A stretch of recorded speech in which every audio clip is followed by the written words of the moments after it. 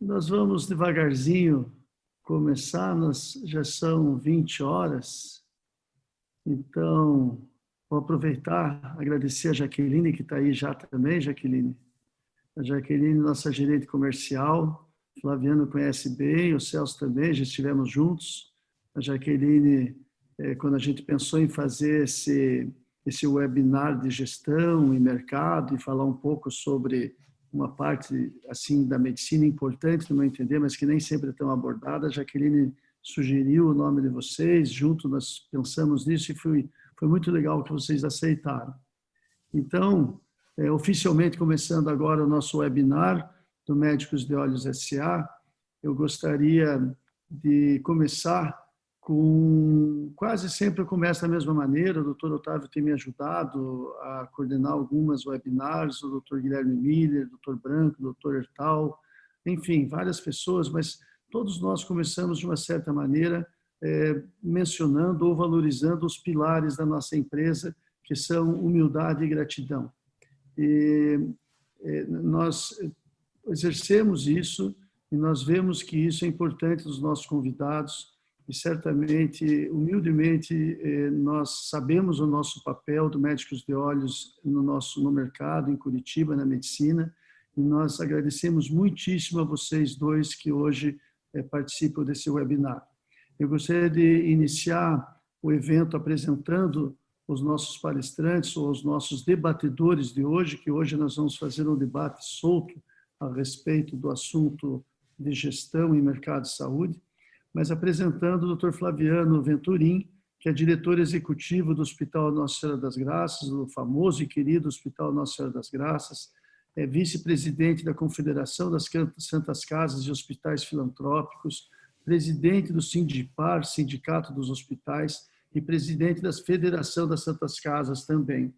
É um capixaba que está aqui em Curitiba há 10 anos, capitaneando como diretor executivo de um hospital muito querido para mim. Eu estava falando um pouquinho antes de começar oficialmente a nossa reunião, que eu fiz estágio lá. Eu agradeço muitíssimo ao doutor Lisandro, ao doutor César Kubiak, doutor Edson, que na época, que agora é prefeito de Paranaguá, doutor Arri, que na época também era o meu preceptor, enfim, vários residentes, e agradeço muito a eles. E agradeço também a você, Flaviano, por estar aqui hoje. Apresentar também o doutor Celso Boaventura Júnior, que é superintendente regional da Sul América, é um médico, nosso colega, formado no Rio Grande do Norte, que está aqui em Curitiba já há 8 anos, faz 25 anos que se formou, e, enfim, é um parceiro do Médicos de Olhos S.A. e a gente tem estreitado nossas relações nos últimos tempos e gentilmente está cedendo um tempo da sua vida, um tempo do seu lazer com a sua família, para brindar a gente com alguns conhecimentos e algumas discussões importantes a respeito de gestão e a respeito do mercado de saúde. Então, para começar esse debate, e a gente vai tentar fazer a coisa bem solta, os nossos convidados a gente combinou de fazer isso como um bate-papo, uma coisa solta que não tenha tensão no ar, não é nosso objetivo, claro, de forma alguma trazer, a gente quer ilustrar, a gente quer enriquecer, a gente quer colorir a vida das pessoas e não trazer nenhum tipo de sombra para esse evento. E então eu gostaria de iniciar com o Dr. Flaviano, porque nós somos de Curitiba, Dr. Flaviano, tem muita gente que eu estou vendo aqui na sala que não é de Curitiba, mas eu gostaria que você, então, se apresentasse antes, Flaviano, para o pessoal e tentasse explicar o que é o Hospital Nossa Senhora das Graças no contexto da saúde em Curitiba. Nossa Senhora das Graças, todos nós que somos de Curitiba sabemos da importância, mas talvez fosse interessante você posicionar o hospital que você é o diretor executivo para que as pessoas entendam a importância da sua figura dentro dessa crise que nós estamos vivendo desde março, essa loucura dessa crise desde março. Doutor Flaviano, mais uma vez, muito obrigado. Com a palavra a você. Muito obrigado pela acolhida e pela gentileza das palavras. Eu agradeço, boa noite a todos, né? Eu sou administrador, eu não sou médico, então eu brinco, eu me permito, por não ser médico aqui, às vezes falar besteira, né? Então, Mas falar do Graças, assim, para mim hoje é um hospital muito bacana. Já trabalhei no Brasil inteiro. E hoje o Nossa Senhora das Graças é um hospital que ele está se focando na alta complexidade. É um hospital que ele falo que assim, ele faz de tudo, mas a gente tem trabalhado na alta complexidade. Hoje o hospital ele tem 254 leitos. É um hospital que se organizou para ser o maior prestador de serviço privado do Paraná. Isso está na nossa missão, na nossa visão de futuro. Hoje somos aí o maior prestador, né, da maior operadora do Paraná, que é a Unimed. Em termos de mercado, ela tem um maior share, quando considera todo a Unimed Federação. E o Graças vem trabalhando nessa coisa, e eu vou falar rapidamente sobre quando eu cheguei no Graças. Em 2014, a gente tinha acabado de fazer uma pesquisa de mercado e o Graças estava deficitário em 2014. O Graças virou 2013 deficitário. E a pesquisa de mercado dizia que o Nossa Senhora das Graças era visto, né, pela população, que era o nosso cliente-alvo ali, como um hospital velho, uma maternidade e um hospital que era mais conhecido pela população de Curitiba. Assim. Então, a pesquisa foi um soco no estômago da gente, né? E aí, logo em seguida eu cheguei e falei, olha, mas a gente vai ter que fazer um trabalho muito complexo. A gente tinha 60% de ocupação com 210 leitos. E a gente fez um trabalho de entender o que era aquele hospital. Rapidamente, achamos que, fora isso, o Graças ele ainda tem uma outra situação, né? Ele é uma matriz, né? Nós temos outros 5 hospitais. Graças ele mantém a maternidade Mater Dei ali no centro, que é uma maternidade 100% SUS, 2 hospitais em Apucarana, que fazem 90% de SUS, um hospital em Ribeirão do Pinhal, que faz 100% de SUS quase, e um hospital em Joinville pediátrico, que atende 100% SUS, uma parceria do governo do estado. Então, além de se manter, ele tem que manter esses outros 5 que são deficitários. E aí, lá em 2014, nós começamos a programar o Nossa Senhora das Graças para ser um hospital de alta complexidade. Porque não adianta ser, tem que parecer também, né? E como nunca foi muito foco das irmãs, assim, fazer algumas coisas, né? Tirar os quadrinhos de crochê, colocar uns negócios mais para mostrar que o hospital né, também. Então, isso a gente começou lá atrás e começamos a entender por que o hospital não rodava, né? E ainda hoje temos alguns problemas. Era um hospital que tinha 60% de ocupação, 65%, e não rodava, né? Então, fomos entender o giro do hospital, como as clínicas atendiam lá dentro. E hoje nós trabalhamos com 254 leitos, trabalhamos com uma média de 85% de ocupação, lembrando que é um hospital que não depende de pronto-socorro. Eu brinco sempre lá que assim, eu não dependo de joelho quebrado para tocar o hospital, né? O pessoal da ortopedia fica, pô, isso é preconceito. Mas o Graças ele não depende do pronto-socorro. Talvez pelo porte do hospital, proporcionalmente, nós sejamos o hospital que menos faz pronto-socorro em Curitiba. Nós temos 1.500 consultas por mês de pronto-socorro adulto, mais ou menos umas 900 de obstetrícia e 5.000 de pediatria, que não interna nada. Então, a gente não depende do pronto-socorro. E para ter 85% de ocupação de média, significa que de segunda a sexta nós estamos com quase 100% de ocupação, e sábado e domingo o pessoal relaxa, né? Então, a ocupação cai muito, e segunda-feira o centro cirúrgico bomba, né? E aí, acho que daqui a pouquinho a gente vai falar um pouquinho mais do período de pandemia, que isso mudou consideravelmente o hospital. Mas a gente, nesses 6 para 7 anos aí, nós trabalhamos muito nessa governança do hospital. Então, a gente conversou muito com as equipes médicas para entender o que eles precisavam do hospital. Conversamos muito com a comunidade para entender o que a comunidade esperava do hospital. E fomos trabalhando em cima disso. E sempre com foco. Nós temos pouco dinheiro e esse pouco dinheiro tem que render muito dinheiro. A Jaqueline trabalhou lá com a gente, ela sabe disso, e a gente tinha muita coisa no planejamento estratégico, que depois pode falar um pouquinho mais, que estava muito equivocado, né? E a gente foi trabalhando isso. né, com muita assertividade, com parceria com as operadoras, né, brigamos em vários momentos, né, sentamos para conversar em vários momentos, mas sempre o foco do hospital é a sustentabilidade, né? Então, a gente tem lá no nosso planejamento, nós temos que entregar para a operadora previsibilidade, nós temos que entregar para o paciente segurança assistencial e para o médico a segurança de poder entrar no hospital e sair no final do dia tranquilo, que o paciente dele está sendo bem assistido.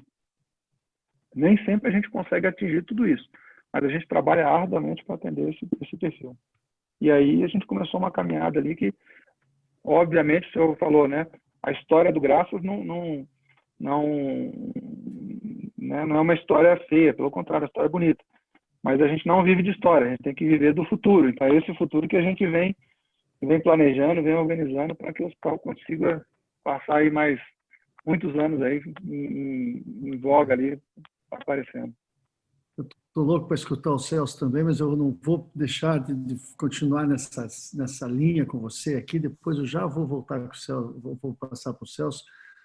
Eu acredito, não sei se eu estou correto, mas a crise atual não deve ter feito parte do teu planejamento estratégico. Isso nós temos lá no Médicos de Olhos nosso planejamento estratégico e ela foi interrompida pela crise. O que você... Qual foi a sua reação no dia 21 de março, se não me engano, no dia 20 de março, quando realmente o negócio chegou às nossas portas de uma maneira real afinal, vocês são referência em todo aqui no estado do Paraná, especialmente em Curitiba, para infecção. Eu estava falando com você um pouquinho antes de entrarmos no ar, logo nas primeiras semanas de março, eu peguei o telefone de um dos nossos colegas, o Dr. Clóvis Arnes, que trabalha lá na Nossa Senhora, para ficar aqui na minha casa. Até hoje eu tenho o contato dele, então eu sei que o Nossa Senhora é um dos lugares onde as pessoas procuram. Entretanto, não é um hospital público, é um hospital beneficente ou filantrópico, mas não é um hospital público. Então, o que aconteceu naquele momento? E se você puder já, como é que está o negócio da bandeira amarela? A gente escuta no Jornal Nacional, a gente escuta no Jornal do Meio-Dia, como estão os hospitais públicos. Mas como é que está o Hospital Nossa Senhora em relação a isso no dia de hoje? Vocês estão com 80% da UTI, 70% da UTI? Nos atualize em relação a isso, por favor, Flaviano, se você puder. Assim, bom, nosso planejamento estava super bem calçado, metas arrojadas, e nós começamos a trabalhar a pandemia em janeiro. Em janeiro nós começamos a trabalhar a pandemia. Então, em janeiro a gente começou a estudar o que acontecia na China, na Itália, fevereiro principalmente, o que aconteceu na Espanha, né? E naquele momento nós começamos a preparar o hospital para o que viesse. E nós somos o primeiro hospital a diagnosticar o primeiro caso de Covid em Curitiba. Ou seja, a gente já esperava, né? E aí nós fizemos uma coisa, Telemetro, que eu falo, a gente tem que aprender as coisas boas, né? Nós abandonamos o planejamento estratégico. Eu falei, não adianta eu pensar dezembro com uma situação de... Nós temos que fazer diferente, nós não podemos esperar nada querer fazer, manter a estruturinha de uma reunião de discussão sobre o que acabou. Nós montamos um comitê de crise ainda em fevereiro. Esse comitê de crise começou a trazer informações e discussões do que estava acontecendo. E quando nós entramos em março, que aí veio a primeira pancada na gente, que foi diminua a cirurgia eletiva, e a gente depende. O Graças, como você falou, nós somos filantrópicos, nós fazemos filantropia nos outros hospitais. O Graças é um hospital que atende o público 99% privado. E não tendo pronto-socorro, nós ficamos extremamente vulneráveis. Então, olha, como é que nós vamos nos diferenciar nesse momento? Nós temos que entregar o máximo de segurança assistencial para quem entrar aqui dentro do hospital. Nós temos que entregar para o médico uma certeza que ele vai poder trabalhar seguro. Nós temos que entregar para a nossa equipe de funcionários que eles vão poder trabalhar de forma segura e vamos abrir informação para todo mundo. Nós ali começamos a fazer reuniões diárias, todos os dias, de segunda a sexta-feira, alguns sábados, inclusive, e reuniões de 35 minutos, onde a gente passava o hospital inteiro em 35 minutos. Às vezes extrapolava um pouquinho e tal. E assim, em março, nós começamos a aumentar o volume de anestésico. Em março, nós já tínhamos estoque de máscara. Como nós começamos em janeiro, nós entramos tranquilos de estoque, a gente evoluiu bem. O que a gente não esperava é que tantas interferências políticas, né, e jurídicas fossem atrapalhar a nossa estrutura. Então, quando a gente começou a perceber que faltava máscara, nós chegamos a pagar máscara a R$ 3,50, porque nós distribuímos máscara, nós fizemos coisas assim que a gente não... Né, até por uma certa ingenuidade, nós não achamos que em algum momento a coisa fosse ficar tão ruim. Nós preparamos o hospital para trabalhar com 100% de ocupação. Nós não esperávamos que nós íamos ter que trabalhar com 40% de ocupação, 35% de ocupação, como chegamos a trabalhar. Então, nós fizemos uma série de medidas lá de afastar trabalhadores, colocar gente de férias. Isso, obviamente, despencou receita. Nós tivemos um mês, nós tivemos 2,5 milhões de prejuízo. Foi uma catástrofe para a gente. No pior mês nós chegamos a 2,7 milhões casos. Então, foi catastrófico, né? Isso foi o mês de maio, foi o pior mês para a gente. E isso não porque a gente não tinha condição de atender. Foram os decretos enfim, mas hoje, como é que nós chegamos? Hoje nós estamos fazendo uma média, desconsiderando os decretos de cirurgia eletiva suspensa, né? Nós chegamos aí no pico da pandemia a conseguir fazer 40 cirurgias diárias. O hospital que mais estava operando, né? Mas a gente fez coisas simples. Primeiro, né? A gente não faz propaganda do que não se pode entregar. Então tinha hospital aí fazendo propaganda de tapetinho contra a Covid, câmara de não sei o quê. A gente não precisou fazer isso. A gente falava assim, doutor, o senhor vai receber máscara na entrada, você vai receber máscara. Não, eu quero testar o paciente para Covid dentro do centro cirúrgico. Só não precisa fazer isso. Então, o nosso time da infectologia treinou e conversou com todo mundo. A clínica médica conversou com todo mundo. A anestesia conversou com todo mundo. A gente botou todo mundo para se falar. Nós criamos... Aí tinha desafios assim. Nós somos um hospital cirúrgico. Nós vamos encher de paciente clínico e nós não temos plantão de internista para acolher todo mundo. Como é que nós vamos atender? A gente tem escala pronta dos médicos lá do hospital que se organizaram para atender. Então, o pessoal da Nefro se preparou, todo mundo se organizou. Então, o hospital se preparou para ser um hospital seguro. Então, o paciente que entrou lá, óbvio, tínhamos vários problemas, tivemos quebra de fluxo, mas o hospital, ele está seguro. Nós tivemos parto de gestante com Covid, cirurgia com Covid, nós tivemos tudo. Mas por quê? Porque nós desenhamos todos os fluxos que o hospital podia ter. E a gente fez uma coisa que a gente não pensou só em dinheiro. Então, num dado momento, surgiu dúvida assim, vamos fazer teste de Covid para ganhar dinheiro? Pô, mas isso não é o nosso mercado. E aí teve hospital que abriu para fazer teste de Covid. O que aconteceu? Entupiu de paciente Covid de forma desorganizada. A gente criou a ala específica para Covid, nós criamos vagas na UTI para Covid. Nós abrimos uma UTI de Covid num momento em que vários hospitais já estavam lotados. E a gente abriu numa semana. E assim, aí tem hora que a gente fala, né, que o manto de Nossa Senhora é azul e é de seda boa, né? Então, eu não fiquei com a UTI com menos de 50% de ocupação em nenhum momento. Então, todo o nosso deadline ali de abertura de UTI, de vaga de internação, de área de Covid, a gente foi fazendo, né, de forma muito cadenciada. Então, quando eu abri uma UTI exclusiva de Covid, ela ficou uma semana em organização ali, e quando ela pegou os primeiros pacientes, em 2 dias ela foi a 90% de ocupação. Então, a gente está trabalhando, eu tenho mais de 250 vagas de trabalhadores que foram pedindo demissão, que foram abrindo, eu não fui repondo. Então, eu estou com uma ala fechada, 100% fechada essa ala. Eu diminuí o tamanho do hospital para otimizar a capacidade instalada. Então, a gente preparou o hospital de uma forma muito consciente. Porque quando deu 2 milhões e 700 de prejuízo, eu preparei o hospital para fechar 3 alas. Eu falei, nós não vamos mais operar. Nenhum médico vai querer operar. Nenhum paciente vai querer operar. Só que o perfil do Nossa Senhora das Graças, da infecto, da oncologia, né? Então, esse perfil, ele não parou. Ele continuou pressionando a gente a continuar funcionando.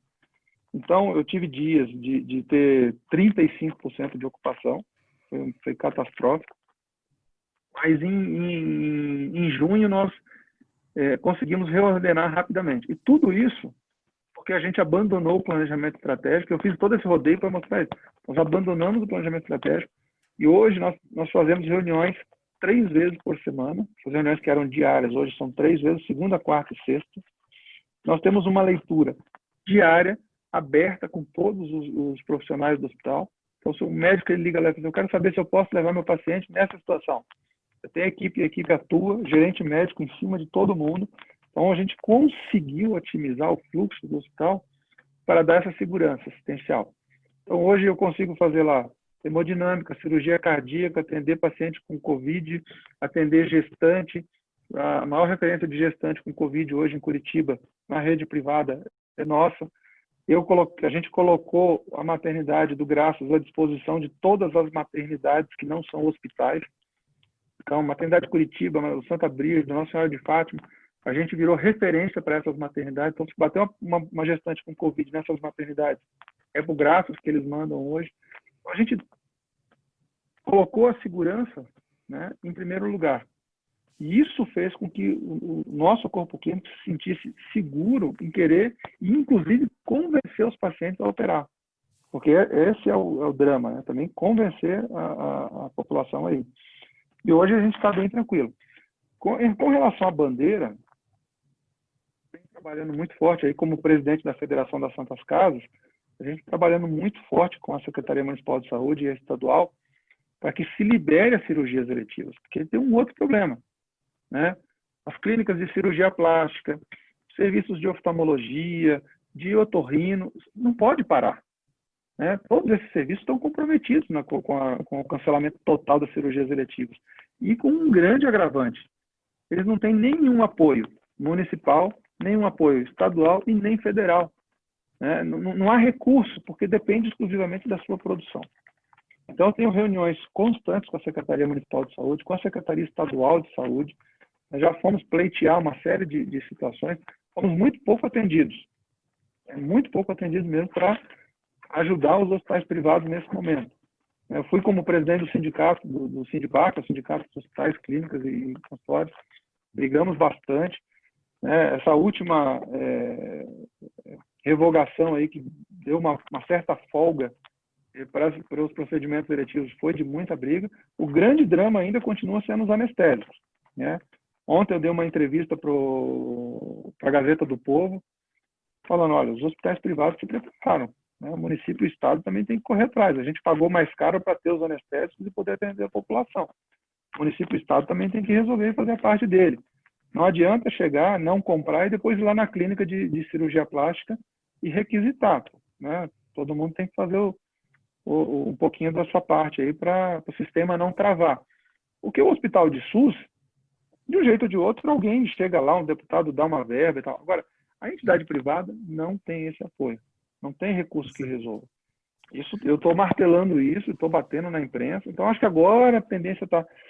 Nós só temos um desafio agora, é o Ministério Público, né? Agora o Ministério Público quer gerenciar a saúde também, né? Que force a entrar na bandeira laranja sem a situação está em laranja. E nós vamos conviver com o Covid aí até que se tenha uma nova, se tenha uma vacina, né? Ou a população se contamine, mais de 50% da população. Então, que é o que a gente está vendo na Itália acontecendo agora. Eu não quero parecer grosseiro, mas pela primeira vez eu fico feliz quando alguém me diz que teve prejuízo num hospital que é referência. Eu estava me sentindo um pouco isolado nesse prejuízo, viu? O prejuízo está generalizado, ou seja, não é a saúde inteira está enfrentando uma dificuldade, parece que até maior do que o comércio em geral, do que os outros serviços. E nesse cenário, eu queria passar a palavra para o Celso. Celso, todos os hospitais, praticamente, a gente acabou de escutar agora o Flaviano, praticamente todos os hospitais estão enfrentando uma crise financeira muito significativa. Essa crise ela não vai, agora vai ter o 13º, que não vai aliviar, nós temos uma diminuição do faturamento em dezembro e janeiro, normalmente, vamos ver se isso vai se repetir normalmente. Como é que você vê a relação entre operadora e hospitais com esse prejuízo? Porque veja, fique à vontade para falar como sua médica ou simplesmente através da sua expertise, que eu sei que é muito grande nessa área. Como é que você vê e também assim como que você acha que nós, os hospitais, deveríamos nos posicionar, porque nós somos grandes parceiros, as operadoras, o Flaviano inclusive falou, é, nós somos os grandes parceiros das operadoras e as operadoras são nossos parceiros. Se nós nos tratarmos mutuamente com transparência e dignidade, a gente acaba tendo um ganha-ganha, né? Aquela relação ganha-ganha. Como é que você vê que nós devemos nos comportar perante essa crise, nesse cenário de prejuízo e perante as operadoras? Como é que você vê esse cenário, por favor, Celso? Primeiro, boa noite. Hamilton, obrigado pelo convite. Flaviano, é um prazer estar conversando contigo aqui. O desafio eu estar no nível de quem me convidou e quem debate comigo. É um desafio muito grande. E, assim, Hamilton, o momento, né, o cenário é um cenário desafiador. E uma coisa que o Flaviano falou aí e que é comum a todos os players do mercado é que todos os planejamentos estratégicos eles precisaram ser colocados em segundo plano. A gente se deparou com uma situação que, ainda que ela fosse possível de ser prevista já em janeiro, a duração dela e digamos assim, a quantidade de nuances que ela apresentou, principalmente dentro do Brasil, no mercado que é um mercado extremamente regulado e um mercado que se mostrou muito mais dependente da iniciativa privada do que se parecia ser, ela pegou todos nós, em alguma medida, de surpresa. Acredito que não dá para dizer que nenhum de nós previa que, quando, em 17 de março, foi feito o primeiro decreto de pandemia, aonde se começou a ter restrição e distanciamento social, a gente ia estar em 25 de agosto, 5 meses e 12 dias depois, ainda falando de distanciamento social, de medidas de restrição de comércio e atividades econômicas. Eu acredito que o desenrolar da crise ele se apresentou de uma forma, em grande medida, inesperada. E os desafios são diferentes para diversos setores, né? A gente, do nosso lado, lidou com o desafio de diminuição de postos de trabalho, encolhimentos de empresas, inadimplências e desafios diferentes que o mercado hospitalar enfrentou ou enfrenta, mas desafios também. E respondendo tua pergunta de uma forma bem objetiva, eu acredito que, e eu vou focar nisso nesse momento aqui, ao invés de falar dos problemas que a crise trouxe, eu queria falar um pouco do que eu acho que tem de oportunidade nesse processo. a primeira oportunidade que eu vejo é uma oportunidade da gente olhar para o parceiro com outros olhos. Então, nesse momento de crise, nesse momento diferente que a gente vive hoje, aquele clima de animosidade que existia nas relações entre operadoras e prestadores, ele precisou ser deixado de lado. Eu preciso olhar o meu parceiro como um parceiro, como um player do negócio que precisa sobreviver e que precisa me fazer sobreviver. Eu preciso que aquele parceiro que atende o meu cliente, que está apavorado com a possibilidade de pegar uma doença que se conhece muito pouco, tenha condições de atender ele da melhor forma possível.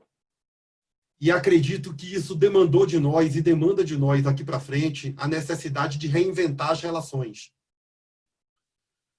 Algumas coisas a gente sabe. A gente sabe que na hora em que os governos liberarem, por exemplo, a volta das cirurgias eletivas, nós enfrentaremos uma demanda que foi reprimida durante um tempo. As doenças que precisam ser tratadas com procedimentos eletivos, elas não deixam de existir. Elas são postergadas, algumas devidamente, outras, infelizmente, indevidamente. A gente tem visto aí protocolos de prevenção a câncer sendo deixado de lado. A gente tem visto pacientes postergando tratamentos e se apresentando com quadros mais graves do que deveriam se apresentar. Isso prejudica a saúde da população e onera o sistema. É ruim para todo mundo. É ruim para o paciente, é ruim para o hospital, é ruim para a operadora. É ruim para a população como um todo. E a gente, por outro lado, a gente sabe que o momento exigiu um aprendizado em relação ao uso de novas tecnologias. Então, a gente tem aí a telemedicina, a telesaúde, como a gente gosta de chamar dentro da Sul-América, porque não é só medicina. A gente está falando de todas as outras terapias como uma realidade que chegou para ficar e a gente precisa aprender a conviver com ela. Eu acredito que vai haver uma nova forma da população utilizar a emergência no Brasil. E eu vejo o Flaviano falando, e a gente conhece a história do Graças aqui, de ser um hospital que não depende do PS. E eu acredito que isso é um fator que vai diferenciar o Graças na hora em que a recuperação chegar, e ela vai chegar, porque a gente sabe que o brasileiro culturalmente utilizava muito mal o pronto-socorro, utilizava um pronto-socorro como um recurso praticamente semi-eletivo. E a gente acredita que há um aprendizado do mercado em relação a isso, e os hospitais que dependem menos do PS vão se sair melhor. Mas a relação nossa com os hospitais e dos hospitais conosco, ela precisa ser reinventada. A gente precisa discutir mais do que nunca modelos diferentes de remuneração. A gente precisa discutir mais do que nunca formas de entregar e valorizar desfecho para o paciente. A gente precisa discutir mais do que nunca formas de juntos, operadoras e hospitais, entregar valor para o sistema. O sistema carece de entrega mensurável e quantificável de valor.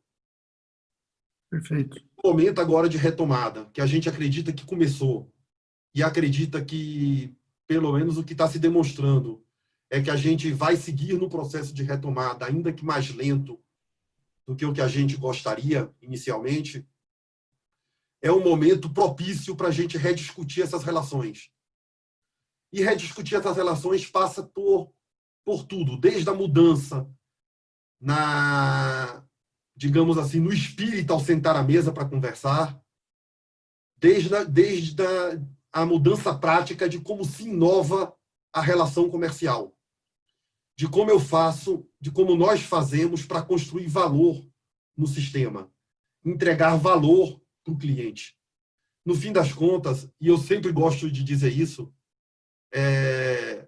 eu dependo da rede, eu dependo das clínicas e hospitais para entregar o serviço que eu sou contratado para prover. A Sul América, por essência, ela depende do prestador para entregar o serviço que ela vende. E a gente precisa do prestador para entregar esse serviço como valor. E acho que essa é a grande demanda que a gente tem hoje. Então, eu vejo o cenário à frente como um cenário de otimismo. Porque a gente precisou aprender, está precisando aprender de uma forma que não estava no nosso planejamento, na nossa timeline, a reinventar essa relação.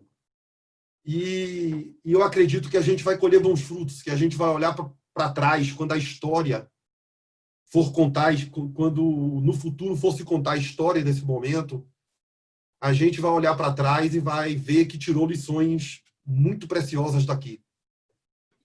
O Celso, os números que eu tenho talvez não sejam tão perfeitos assim, mas 42 milhões de pessoas têm planos de saúde e a estimativa nessa crise é que já 7% provavelmente estão inadimplentes e perderam seus planos, o que dá por volta de 3,5 milhões de pessoas.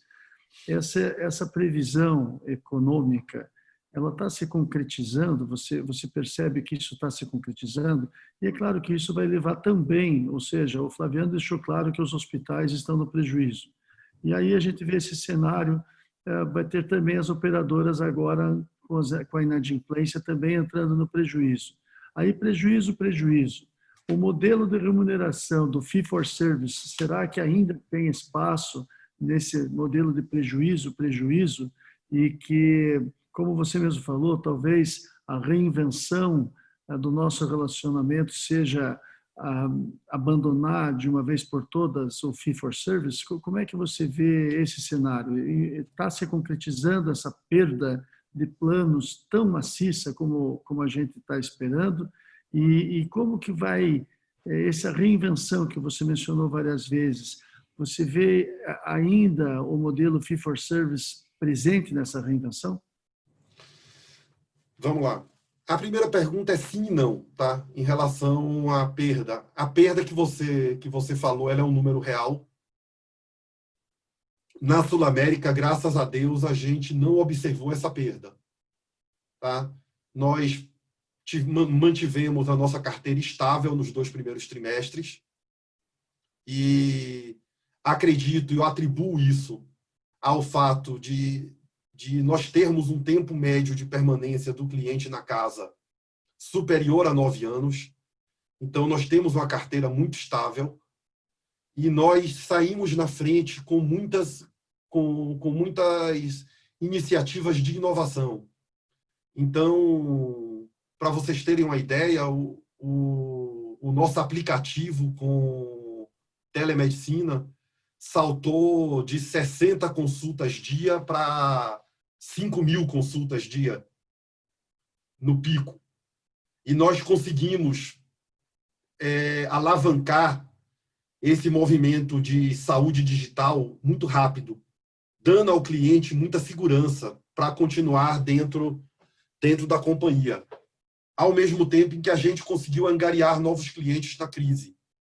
Obviamente que as negociações ficam mais difíceis, que as negociações são mais desafiadoras, você precisa entender o momento de cada empresa e ser criativo e ser compreensivo na negociação com cada empresa. A inadimplência ainda é uma preocupação, ela é fruto de monitoramento constante, ela está controlada, mas a gente olha para frente com muita atenção.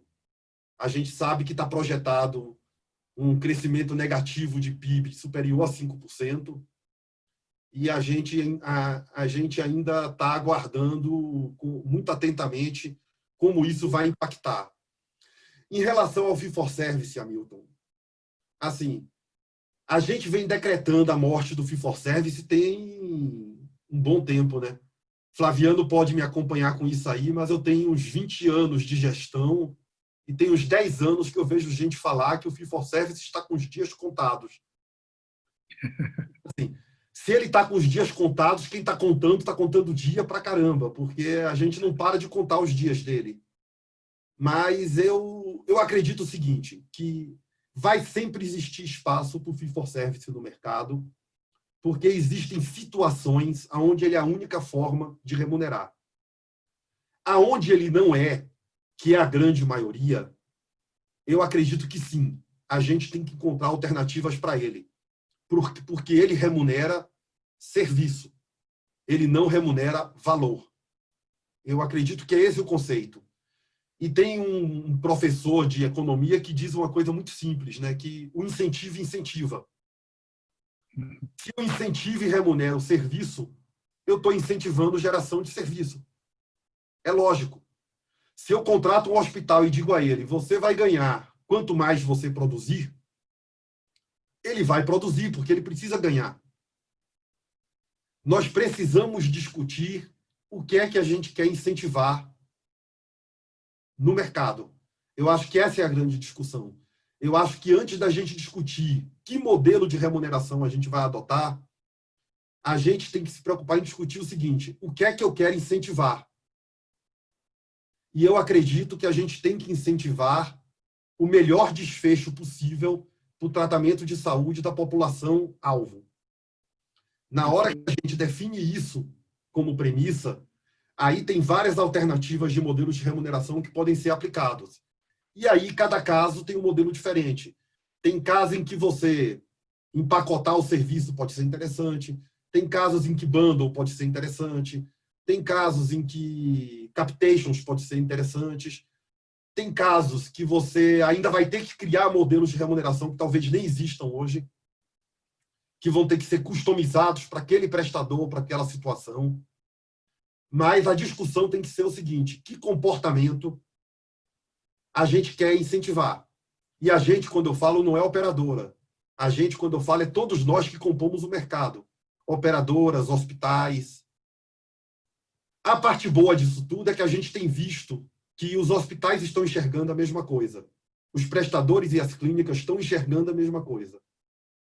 O desafio é entender a curva de maturidade de cada um, inclusive a nossa, para encontrar as melhores soluções para aquele momento e para aquele caso. Mas sempre vai existir, Hamilton, um procedimento, um serviço que vai ainda precisar ser remunerado pelo fee for service. Eu espero que ele seja a exceção e deixe de ser a regra. Muito obrigado, Celso.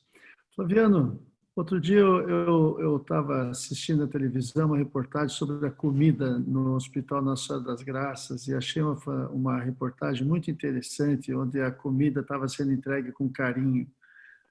Dentro dessa crise, o Hospital Nossa Senhora das Graças está descobrindo novos diferenciais e, enfim, a crise está trazendo à tona, está trazendo luz para diferenciais que estavam um pouco apagados no passado recente.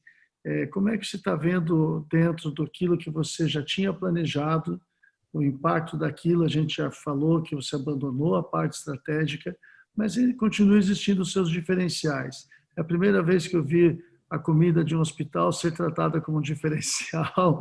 Então, eu gostaria de saber de você se existe uma mudança em relação a isso, já no preparo aí de março do ano que vem, enfim, que a gente está acreditando que março, abril do ano que vem, nós vamos começar a renascer, começar a entrar em alguma normalidade, se é que essa normalidade volta a existir. Enfim, os diferenciais, hoje em dia, eles foram reestudados, eles foram reanalisados, reposicionados, ou eles continuam os mesmos? Bom, vou tomar a liberdade de fazer uma correção. Nós abandonamos aquele planejamento estratégico, né? Aquele não dava, porque a gente não podia esperar um resultado diferente fazendo a mesma coisa, né? E eu sou muito pragmático com essas coisas. Eu falo muito com as irmãs lá sobre isso, né? E eu sempre lembro a elas, irmã, lembra quando eu entrei aqui, eu falei que eu não ia mexer no planejamento estratégico no primeiro ano, né? Mas a gente ia ver tudo o que a gente ia poder melhorar dele para os anos seguintes, né? E a gente fez isso, né? Só para você ter uma ideia do porquê que eu falei que eu abandonei o planejamento estratégico, porque eu acho, modéstia à parte, estava muito bem calçado. Quando eu cheguei no Grafos em 2014, nós tínhamos uma ação estratégica nossa que era o seguinte: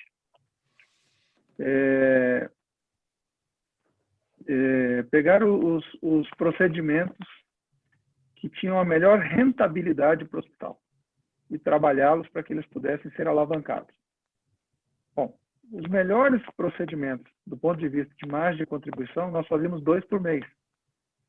E nem que eu trouxesse todos os especialistas daquela especialidade, eu ia conseguir fazer mais de 20. Então, assim, às vezes a gente fica preso a algumas coisas que alguém disse no passado, que não dá, né? Então, assim, eu falei, gente, nós vamos ter que fazer um negócio muito drástico agora. Pega o planejamento, põe de lado e vamos rever o hospital inteiro agora. E quando a gente faz um negócio como esse, da questão da alimentação, tem uma coisa por trás disso. Então, primeiro que a gente queria mostrar para a população que essa doença não é uma definição de que vai morrer, né? Não é uma sentença de morte. Então, a gente não pode perder a essência do hospital no momento em que a pessoa está mais sensível. Porque a gente fez um monte de coisas que elas vão contra tudo que o Graça sempre pregou. Então, nós não deixamos entrar acompanhante. O Graça sempre deixou acompanhante. A gente proibiu as visitas. A gente sempre foi um hospital que flexibilizou visita. A gente já fez casamento dentro do hospital. A gente já fez festa de aniversário todo dia, quase, né? Tudo que vocês imaginarem a gente faz naquele hospital. E a gente teve que parar com quase tudo isso. Mas não dá para parar a essência, né? Não dá para parar aquilo que a gente tem de valores mais... Então, fazer teleconsulta com a família lá, né, com o tablet. Então, tudo isso a gente quis mostrar que, olha, mais importante, eu brinquei do tapetinho, né? Mais importante do que o tapetinho o tapetinho anti-Covid, é você entregar uma comida de qualidade para o paciente que não pode receber ninguém dentro do quarto. Mais do que o tapetinho, é você chegar para o paciente e falar assim, olha, você fique tranquilo, que medo todo mundo tem, mas a nossa equipe está aqui para te ajudar. Você não está sozinho aqui. Né? Então, você chegar para o profissional da higiene, que tem que entrar dentro do quarto de um paciente que ele também acha que se ele entrar lá dentro ele pode pegar e morrer, e sentar com esse pessoal e falar assim, olha, e falar de uma forma que esse cara da higiene entenda, né? Porque não adianta você falar para ele como se você fosse um doutor dando aula, né, para uma turma de doutorado. Você fala, olha, esses materiais que a gente está te dando aqui vão te ajudar, mas eu dependo de você se ajudar e você se ajudar os seus colegas. Então, tudo isso que a gente não deixou perder, né? Então, assim, a gente teve que fazer coisas muito difíceis, né? Então, nós tivemos lá algumas coisas assim que foram, até certo ponto, assim, facais, né? Então, por exemplo, pegar e falar assim, olha, vamos estudar aonde as pessoas vão se contaminar aqui dentro do hospital. Enquanto todo mundo achava que era dentro da ala de Covid, nós achamos que o local de maior risco de contaminação era o vestiário e o refeitório. Porque lá na área de Covid, eu sabia que o pessoal estava super paramentado. Mas dentro do vestiário, aquele momento da confraternização, sair do plantão, falar que saiu com a namorada, falar que jantou com a avó, é ali que o cara perde a proteção ali, se desce, tira a sua roupa, tira a sua proteção, se contamina. Então foi lá no vestiário, lá dentro do refeitório que a gente trabalhou arduamente, né? Onde a gente teve mais foco em treinamento foi dentro da maternidade, que em tese não tinha Covid, foi dentro da unidade de cirurgia dia lá que a gente tem, onde a gente gira mais, onde o pessoal não está assim habituado a lidar com tanta paramentação, com tanta parafernália ali para se proteger. Porque, por exemplo, na hematologia o pessoal já trabalha super paramentado. O pessoal que foi para o Covid já sabia que ia ter trabalho paramentado. Na UTI o pessoal já é. Então, todo esse trabalho ele foi exaustivamente treinado, né? E eu vou falar um negócio para o senhor agora que talvez o senhor vai achar muito engraçado. essa reportagem não foi sobre a alimentação do Hospital Nacional das Graças. O repórter anunciou do Hospital Nacional das Graças e foi de um outro hospital. E aí, pasme, por que o cara errou? Porque eles já fizeram mais de 20 reportagens sobre alimentações que a gente faz especiais para os nossos pacientes. Então o negócio está tão enraizado que o diretor do hospital me ligou e falou: porra, vocês compram a Globo que nem o Flamengo. O cara faz a reportagem dentro do meu hospital e fala Nossa Senhora das Graças. Pô, o que é isso? Eu falei, é cultura. Né? Eu imagino o que passou na mente do outro hospital quando viu o nome do Nossa Senhora ali, a revolta dele. Imagina isso. O diretor do hospital é meu amigo. Ele me ligou Deixa eu ver muito... Deixa eu ver se eu posso te concluir assim, ou seja, essa crise fez realmente com que nós descobríssemos novos diferenciais. A gente tem que realmente se readaptar, a gente tem que repensar todo o negócio. E eu não sei se está correto, me diga aí, os médicos estão também mais comprometidos com o hospital, né? Pelo menos eu noto lá no Médicos de Olhos, os médicos muito mais acessíveis, muito mais sensíveis, que os pacientes também estão sensíveis. Então, a nossa postura tem sido bastante... Eu sou médico, eu posso dizer, a gente às vezes sobe no pedestal. Então, a gente vê muito frequentemente com essa crise, a humildade aparecendo e a gente descendo do pedestal, porque nós estamos extremamente vulneráveis e estamos mais comprometidos com o hospital. Você vê isso também? Milton, o Nossa Senhora das Graças tem 2.000 médicos cadastrados no corpo clínico. Que atuam para valer são em torno de 800 médicos. Quem carrega o hospital nas costas são 300. A gente tem tudo isso mapeado. Então, você juntar todo esse pessoal para fazer uma reunião é um negócio complicado, é insano. Mas, segunda, quarta e sexta, nós temos nas nossas reuniões o diretor clínico, o diretor técnico, a chefe da UTI neopediátrica, a chefe da UTI geral, a chefe da UTI geral 2, que a gente chama que é a UTI Covid, e o chefe da UTI cardíaca na reunião, a chefe do pronto-socorro e mais alguns médicos estratégicos. Em todo o meu tempo de Hospital Nacional das Graças, a gente nunca conseguiu fazer isso.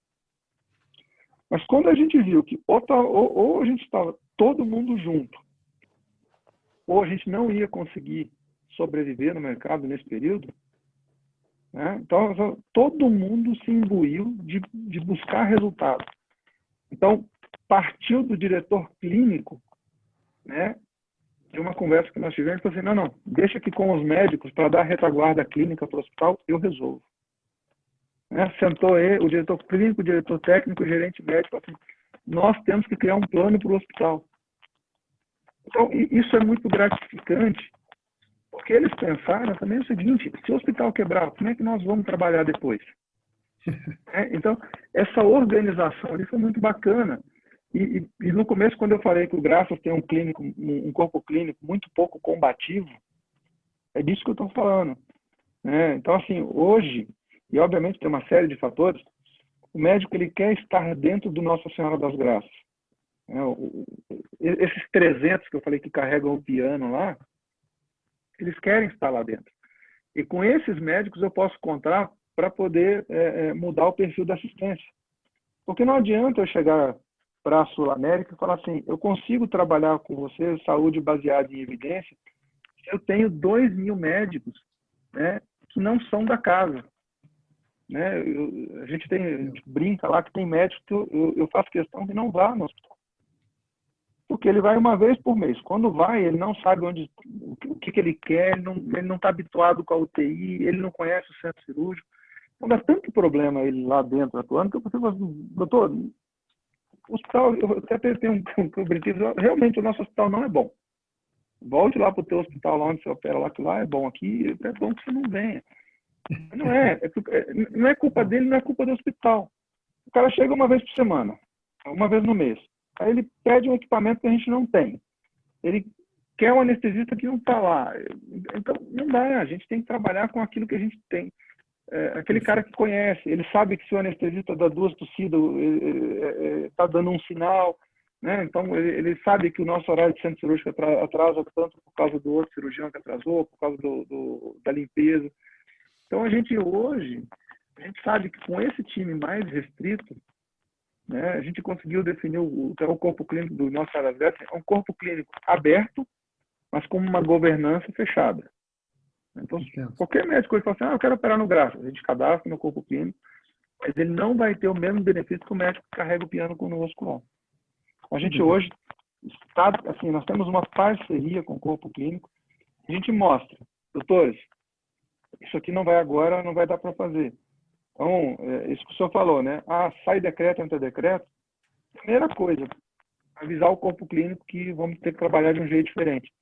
Né? Então, isso cria um vínculo ali de força institucional que está fazendo a gente conseguir sobreviver. Celso, eu não posso deixar, nós estamos chegando já com quase 9 horas da noite, mas eu não posso deixar de perguntar para você. O Pilar foi vendido, depois vieram outros negócios, não foi vendido, mas teve um fundo de investimento por trás disso. Depois tivemos outros negócios com a Clinipan, depois o Santa Cruz e, por fim, a Sul América com a Paraná, que alça a Sul América provavelmente ao 2º lugar aqui em Curitiba do ponto de vista de vidas. Como é que você vê esse cenário? Vão ter ainda muitas mudanças? Você acha que nós, os réis mortais, vamos ser bastante afetados por isso e esse tipo de movimento vai ficar acima das nuvens? Ou isso vai impactar absolutamente todo o mercado de saúde em Curitiba? Como é que se vê esse posicionamento agora? Porque você está no olho do furacão nesse momento. Eu acho assim que a primeira coisa é que essa questão de acima das nuvens e réis mortais, né, um dos ensinamentos que essa pandemia trouxe para a gente, eu acho que você falou muito bem, Hamilton, foi o exercício da humildade, e acho que isso mudou muita coisa, isso influenciou no que o Flaviano relatou agora, que é na hora em que todo mundo se vê vulnerável, a gente descobre que as diferenças não são tão grandes, né? E eu acho que isso favoreceu muito o cenário que o Flaviano descreveu no Graças. Isso favoreceu muito esse choque de humildade que você também descreveu. Então, assim, a expectativa nossa, pensando na Sul-América, é que a gente agregue valor na cadeia. Tá? A decisão de fazer o signing, a assinatura do compromisso de compra da Paraná Clínicas, né? A gente precisa lembrar que isso ainda está sujeito à aprovação da ANS. O CAD já aprovou, mas a ANS ainda não. Então, por enquanto, a gente ainda está no aguardo. Mas a intenção da Sul-América foi, primeiro, mostrar o desejo que a empresa tem de crescer em Curitiba, crescer no Paraná e, em consequência, na região sul. A gente, então, acho que o primeiro recado que fica é que a Sul-América vê essa região, a região de Curitiba, principalmente, mas toda a região sul, como a região alvo do crescimento, da estratégia de crescimento da companhia. A segunda coisa é um aprendizado. A gente tá falando de uma empresa que é uma empresa com um histórico de gestão muito sólido, com um nome muito bem construído na sociedade paranaense. E a gente está olhando esse legado, né, que foi comprado junto com a carteira e com a empresa em si, com muito respeito.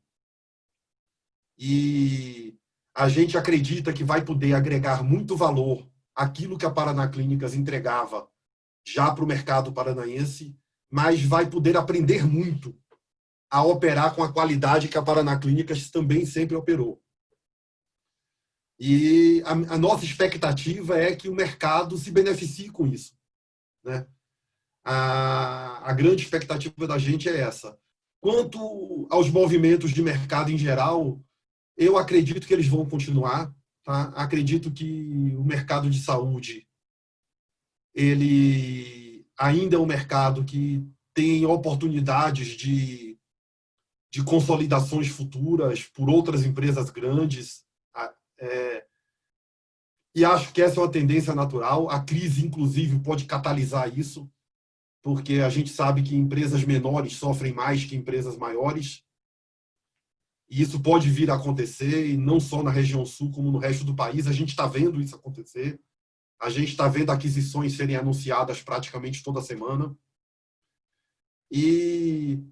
Mas, assim, uma coisa que eu gostaria de dizer, eu quero pegar carona no que o Flaviano falou sobre o corpo clínico do hospital e o compromisso dos médicos do hospital, é que eu acredito que esse comprometimento da cadeia, médicos, prestadores, operadoras, clientes, pensando aí em fontes pagadoras, né, as empresas clientes, essa mudança do nível de compromisso, ela se estende além do ambiente intra-hospitalar e ela transcende para o ambiente do mercado. Eu vejo o mercado hoje muito mais cooperativo, no sentido de entender que ele funciona como engrenagem. Eu acredito que a grande maioria dos médicos que ainda achavam que não dependiam de ninguém para construir as suas vidas e as suas carteiras de cliente e pacientes, eles já sabem que não é mais assim. As operadoras, as poucas operadoras que achavam que podiam viver sem uma parceria próxima com os hospitais, também já aprenderam que isso não funciona. Do lado dos hospitais, os raros hospitais que ainda achavam que as operadoras são o mal necessário, já aprenderam que também não é. E aí, assim, eu sei que a gente está encerrando já, mas eu queria falar uma coisa, deixar uma mensagem do seguinte: a gente na Sul América tem uma hashtag, agora com esse mundo virtual, com todo mundo em home office, né? Ficou, além de ter muita live, muito webinar, apareceu muita hashtag. Então, mesmo quem não era muito habituado com rede social, acabou entrando nessa onda. E a gente tem uma hashtag na Sul América que eu gosto muito, que chama Cuidado que nos une. E eu acredito que essa é a chave. Nós todos aqui, clínicas, operadoras, nós oferecemos cuidado. Você, Hamilton, com Médicos de Olhos, oferece cuidado. O Flaviano, lá no Graças, e outros hospitais que talvez estejam aqui, oferecem cuidado. Nós, operadoras, oferecemos cuidado. E é esse cuidado, esse compromisso com cuidado que nos une. E é ele que precisa nos unir. Ele que precisa nos unir, balizando negociações, balizando novas formas de remuneração, balizando relacionamentos. A gente precisa entender que nós todos somos responsáveis por cuidado. Cuidar tem que estar no nosso DNA. Nós todos, em todos os momentos, cuidamos de pessoas. Quando atendemos, quando estamos nas nossas casas, como maridos, como pais, como filhos. Quando estamos cuidando dos nossos funcionários, dos nossos pacientes. Nós todos somos gestores de cuidado. E é isso que nos une. Então, eu queria deixar aqui como palavra final mesmo, já me adiantando e tomando a liberdade de fazer o meu encerramento, que eu queria transbordar para vocês essa hashtag que é tão própria, que é tão prezada, querida pela gente na Sul América. O cuidado é o que precisa nos unir. Se a gente for conversar balizado por isso, eu tenho certeza que a gente vai ter negociações mais virtuosas, negociações mais produtivas e negociações mais satisfatórias para ambos os lados. E o paciente, no fim das contas, que é alvo do nosso cuidado, ele vai conseguir ver valor nesse sistema. É isso. Muito obrigado, Celso. Parabéns pelas palavras. Eu vou, já que você já se adiantou encerrando a sua fala, eu vou passar também para o Flaviano fazer suas últimas considerações. Flaviano, por favor, fique à vontade com as suas palavras, por favor. Bom, De novo, eu queria agradecer por a oportunidade. Curitiba é uma cidade muito diferenciada, né? Eu sou capixaba, apesar do pulmão continuar sendo capixaba, o coração já é curitibano, né? Então, o pulmão ainda não se adaptou ao frio, mas eu vejo Curitiba como uma cidade com uma excelência de serviço de saúde diferenciada mesmo. São Paulo não conta, São Paulo é São Paulo, né? A estrutura que tem, a população que tem. A gente tem aqui serviços de excelência, né, nas várias especialidades. Curitiba não perde nada para nenhum grande centro. Acho que a gente tem muito a cultivar. A gente tem experiências muito boas, né? Como o Dr. Celso falou, o mercado, eu também entendo que o mercado deve ainda ter uma série de movimentações. Com essa pandemia aí, a gente vai acabar ficando em promoção aí, muitas instituições talvez não suportem, né? E tenham que se colocar à disposição. O mercado ele tem um dinamismo. Queria parabenizar porque está aqui um time com 48 pessoas aqui essa hora da noite, batendo um papo saudável aí. Eu acho que é uma dinâmica importantíssima. Mostra o comprometimento do corpo clínico, né?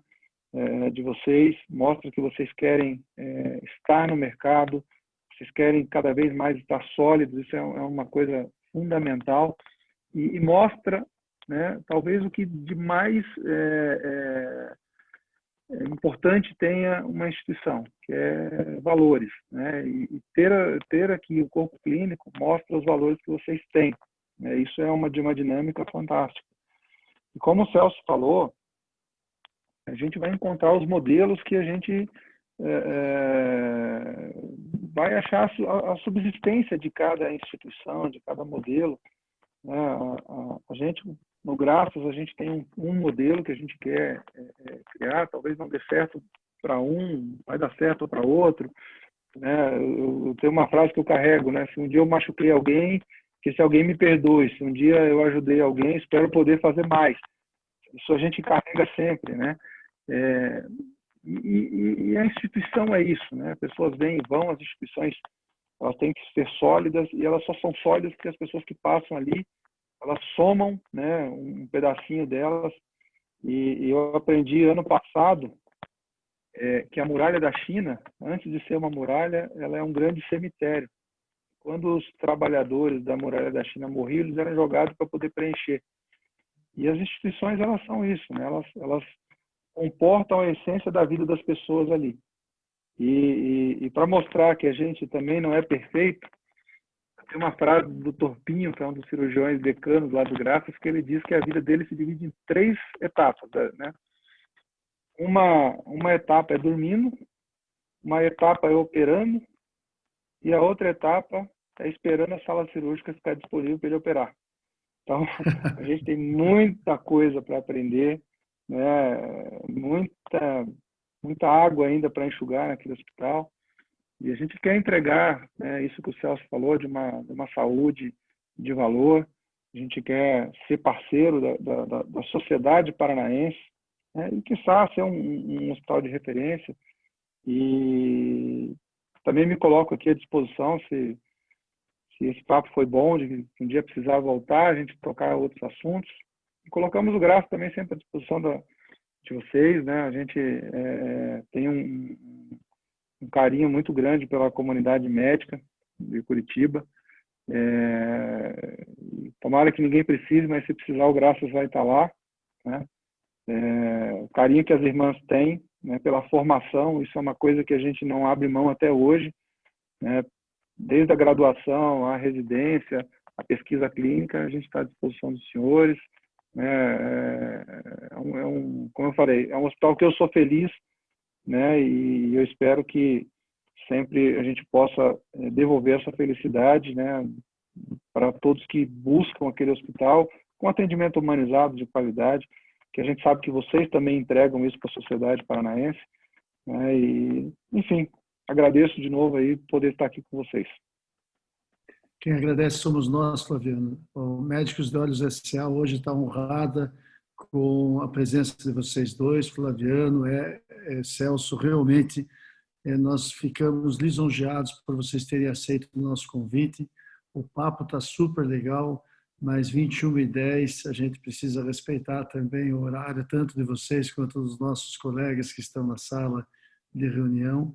Enfim, o que fica evidente na nossa conversa é que, apesar de ter menos dinheiro na praça, as relações humanas elas estão mais respeitosas e mais delicadas. Existe uma sensibilidade por parte de todas as pessoas, pacientes, médicos, operadores, gestores.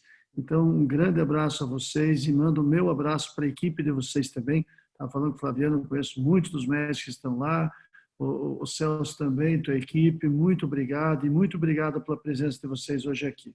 Está encerrada a reunião. Um grande abraço para vocês. Tudo de bom, pessoal. Obrigado e boa noite. Abraço, boa noite. Boa noite. Boa noite.